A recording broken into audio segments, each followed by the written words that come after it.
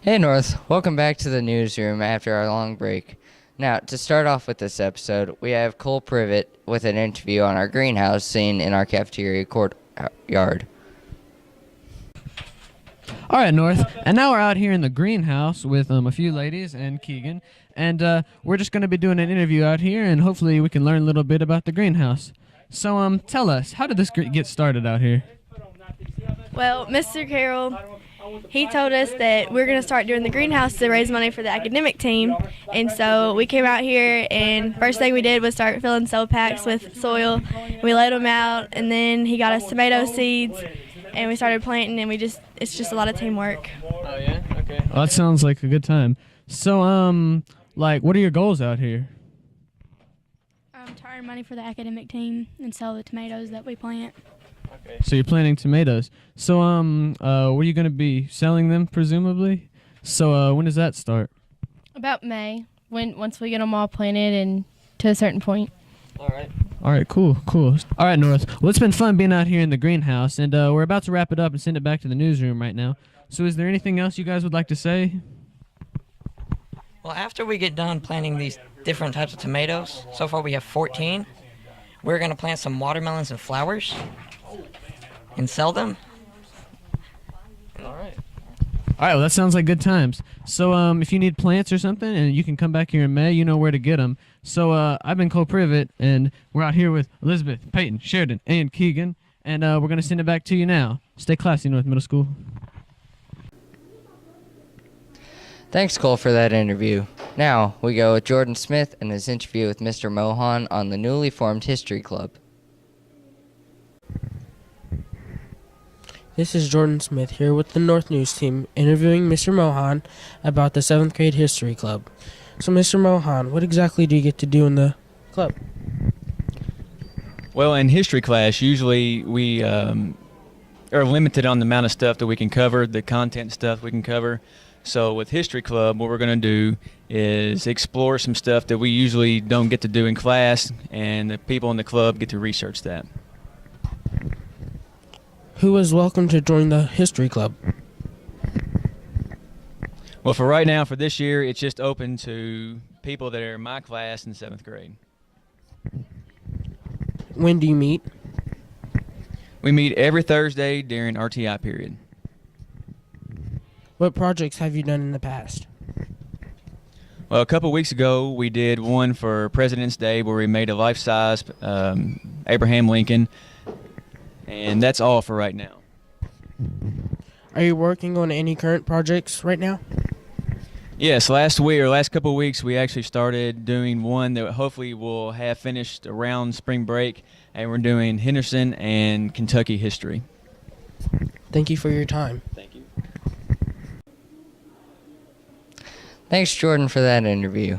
Now, we go with our next story with Lexus Rutledge touching base with our dress code policy. Are ripped jeans, hats, and unnatural hair color real distractions? According to students, they aren't. According to the dress code, they are. I'm Lexus Rutledge here with North News, talking to you about the most popular arguments here at North. Luke, what about clothing can distract you?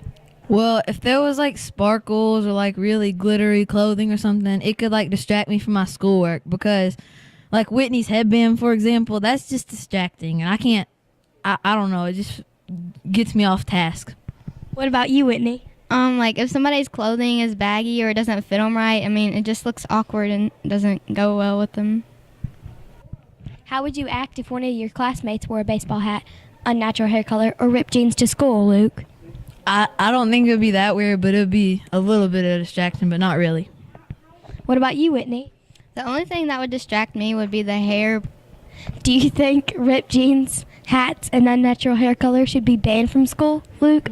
No, because people should be able to express what they want to wear freely, but not too freely, but like kind of. What about you, Whitney? I agree with Luke, because some people, I mean, I don't get why we can't wear jeans with ripped pants, because, I mean, if we can wear shorts that above our knees, then our rips are below our knees, so I don't get it. Well, I'm Lexus Rutledge here with North News. Are ripped jeans, hats, and unnatural hair color actual distractions? According to the dress code, they are. According to students, they aren't. Good afternoon, North Middle School. I'm 6th grader Alexis Rutledge, covering a story about one of this school's most popular arguments. Miss Dowdy, why are ripped jeans, hats, and unnatural hair color not allowed at school? Well, I think the typical response to that is that they're a distraction at school. I'm not sure that that's the case anymore. I think our culture has changed such that if you wear ripped jeans, you're amongst the many people who are wearing ripped jeans. Or if your hair color is some unnatural color, you're among the many people who have an unnatural hair color. I think the argument now is different for dress code. I always made my kids follow the dress code because I felt like it was important for them to understand there are certain places that you go that you dress in a particular way. For example, all of us know that when we go to church, we wear or don't wear particular things to go to church. If we go on an interview if we're trying to get a job, we wear or don't wear certain things. If we're trying, and I've even asked girls, would you wear that to prom? And they would say, well, of course not. So, or a wedding or whatever the case may be. There are certain times we dress particular ways depending upon what we're doing and what that involves. School, you guys see it as social time. But I think really the purpose of school, even though you guys use it as social time, the purpose of school is for learning. And so our minds really need to be focused on what we're learning instead of what everybody else is wearing or whatever. So I have a feeling that, and the dress code actually comes from the Board of Education. So it's board policy. So it's something that's even above my jurisdiction or Mr. Thompson's jurisdiction. It really is the Board of Education's job to set the dress code. But here's what I'm sure they're thinking.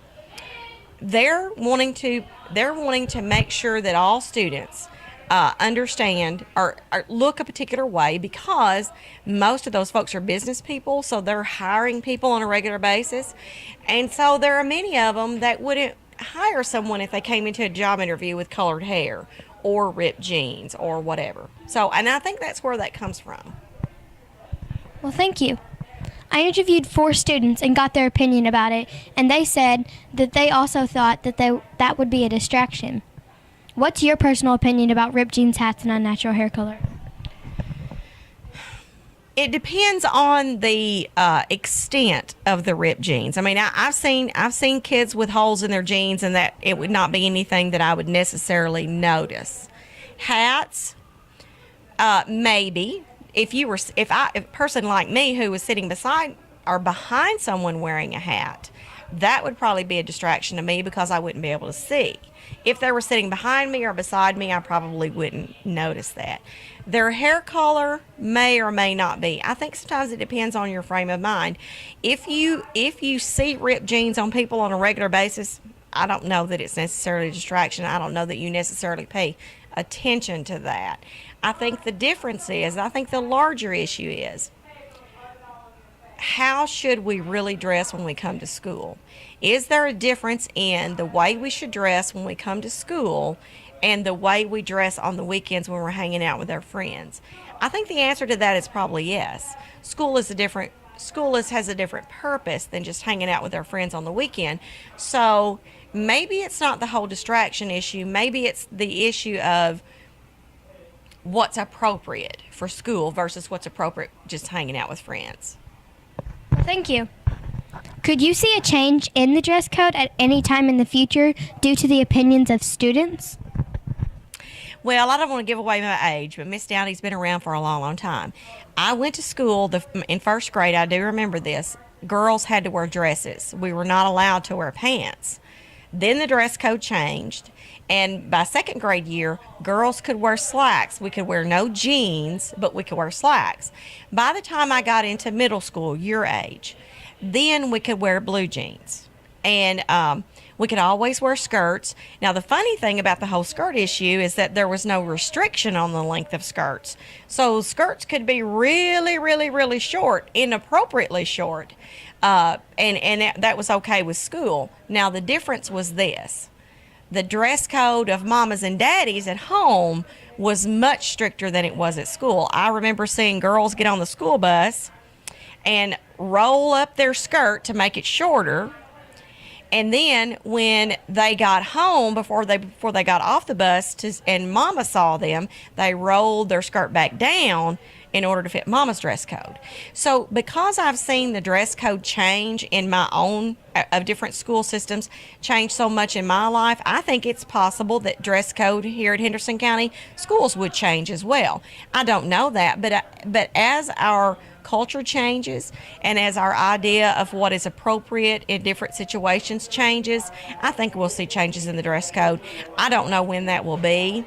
It may be after I'm dead and gone, but I think at some point in the future you will see some changes.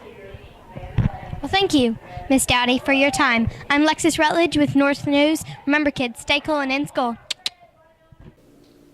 Welcome back, North. Now, I know some of you have recently read the book called Divergent, and some of you have heard about the movie coming out in March. Well, at March 20th, from 4 to 5 p.m. at the Henderson County Public Library, buses will be taking kids from the different schools to a movie release party at the library. Stay tuned to find out more. This seems to be the end of our show, so we'll see you next week.